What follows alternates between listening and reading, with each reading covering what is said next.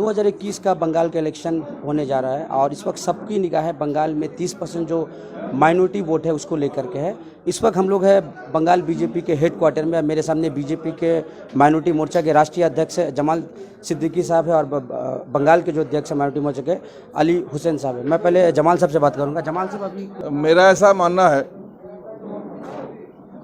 कि ममता जी ने अगर कुछ किया होता तो लोग दिखता, लेकिन ममता दीदी दिखाती बहुत है, करती कुछ नहीं है।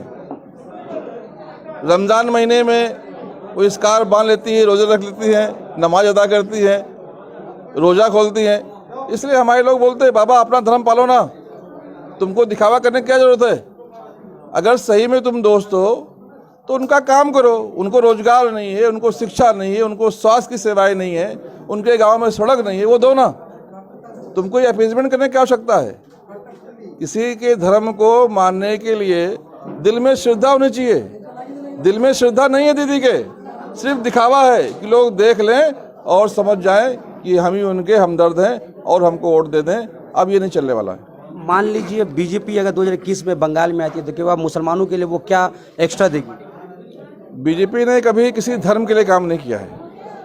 माननीय मोदी जी का नारा है 130 करोड़ भारतीयों के लिए काम करेंगे, वैसे ही बंगाल के सारे नागरिकों के लिए काम करेंगे। और जब सारे नागरिक खुश हो जाएंगे तो मुसलमान अपने आप खुश हो जाएगा। मुझे मुसलमानों के लिए कुछ अलग मांग नहीं है।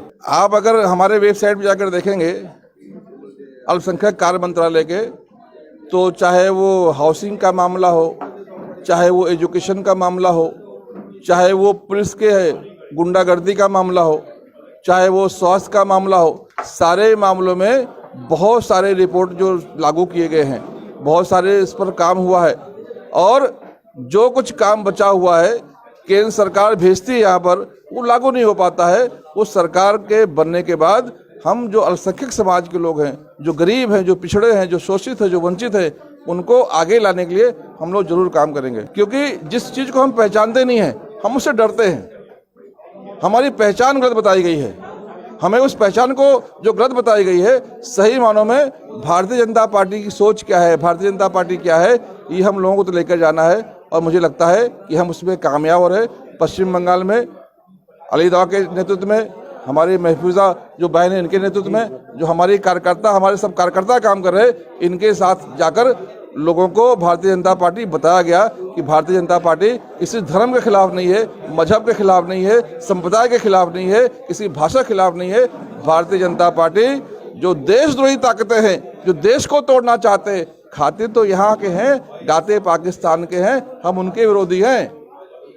हम उनको समाप्त करना चाहते हैं। जो भ्रष्टाचार कर रहे, जो देश को खोखला कर रहे, हम उनके खिलाफ हैं, हम उनको समाप्त करना चाहते हैं। और ऐसे लोग हिंदू में भी हैं, मुसलमान में भी हैं, हम उनके खिलाफ हैं। और मुझे लगता है कि भारतीय जनता पार्टी की सही पहचान बताने में हम बंगाल में कामयाब हुए हैं। बड़ी संख्या में लोग हमारे साथ जुड़ रहे हैं।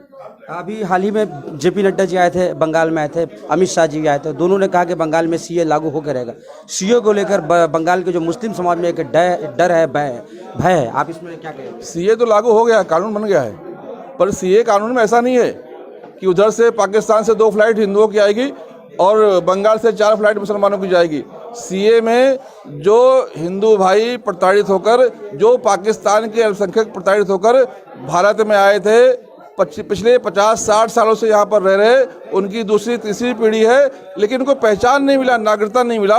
उनको नागरिकता देने का काम भारत सरकार ने किया है। और ये बात जो नागरिकता देने का काम किया गया है, जो न्याय देने का काम किया गया है, जो उनको सुरक्षा देने का काम की गई है, इस बात का देश का सारा मुसलमान शुक्रिया अदा कर रहा है। मुसलमान को गलत बताया गया था कि तुमको भगा दिया जाएगा, इससे मुसलमान थोड़ा विचलित हो गया था।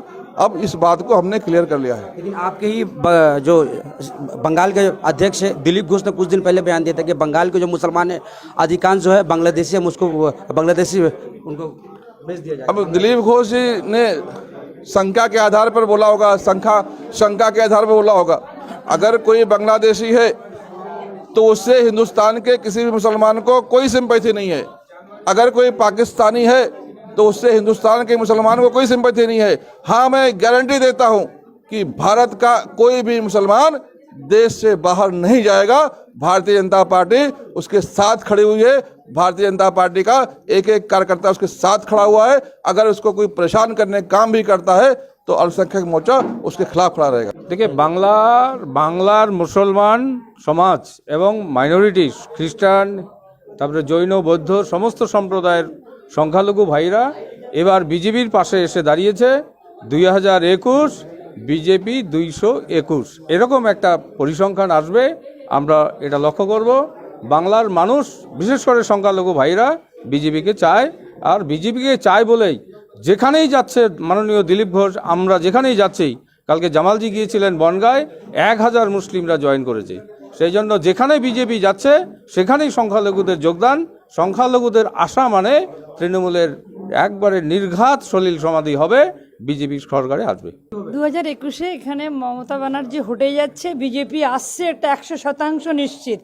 সেটার আমাদের রাজ্যের 10 কোটি মানুষ আর রাজ্যের সচেতন মা বোনেরা, জাগ্রত জনতা বলছে, এবং তার সিগন্যাল 2021-এ যে ভারতীয় জনতা পার্টি রাজ্যের ক্ষমতায় আসে তার সিগন্যাল রাজ্যবাসী এবং রাজ্যের ভোটাররা 2019 সালে লোকসভা নির্বাচনে সিগন্যাল দিয়ে দিয়েছে। বিজেপিকে সবুজ দেখিয়েছে আর তৃণমূলকে রেড সিগন্যাল দেখিয়েছে। বিজেপিকে সবুজ দেখানো মানে আপনি নবান্নে চলে যান, আর তৃণমূলকে রেড দেখানো মানে আপনি থেমে যান।